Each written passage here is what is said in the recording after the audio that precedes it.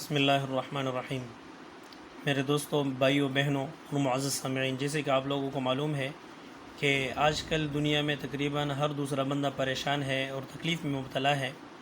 کسی کو کاروباری پریشانی ہے، کسی کو گھریلو پریشانی ہے، کسی کے آپس میں جوڑ نہیں ہے، میاں بیوی کے درمیان اختلافات ہے، اولاد سے پریشانی ہے، مختلف قسم کے آج کل پریشانیاں ہیں۔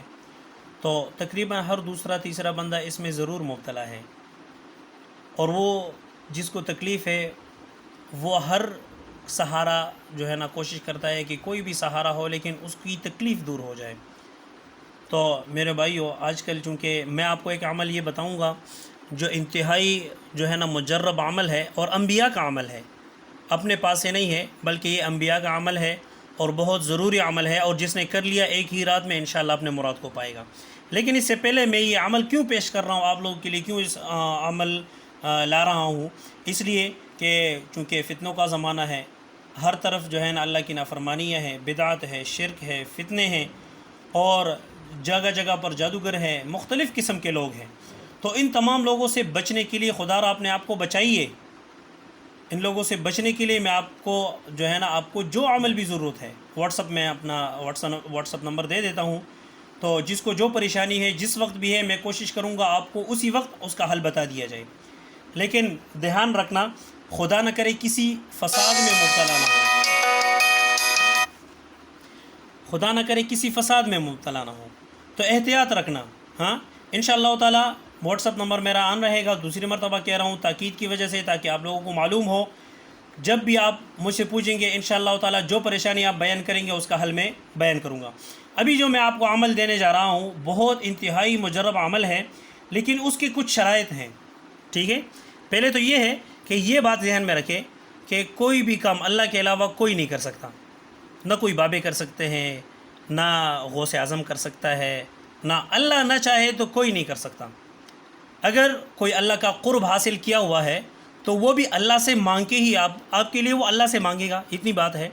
آپ خود اس قابل بنیں کہ اللہ سے مانگے اور آپ کی جو بھی حاجت ہو وہ پوری ہو جائے۔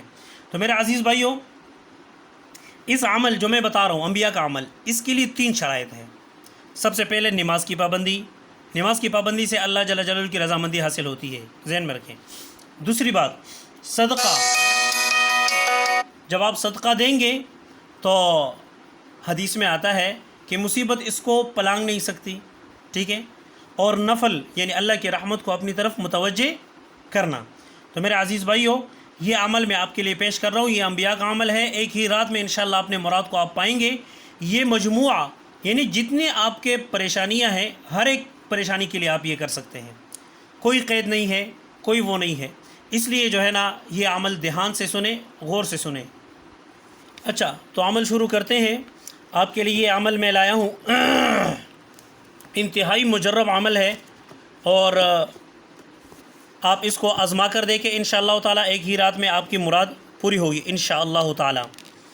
یہ تمام انبیاء کا عمل ہے، یہ ذہن میں رکھیں۔ آپ نے عمل شروع ہوتا ہے 4 رکعت نفل پڑھنے ہیں، ٹھیک ہے؟ پہلی رکعت میں جب آپ سجدے میں جائیں اور سجدے کے اذکار پڑھنے کے بعد آپ نے 11 مرتبہ لا الہ الا انت سبحانک انی کنت من الظالمین، 11 مرتبہ آپ نے یہ پڑھنا ہے۔ اچھا، یہ یونس علیہ السلام کی دعا ہے اور یہ یونس علیہ السلام کا عمل ہے، ذہن میں رکھیں۔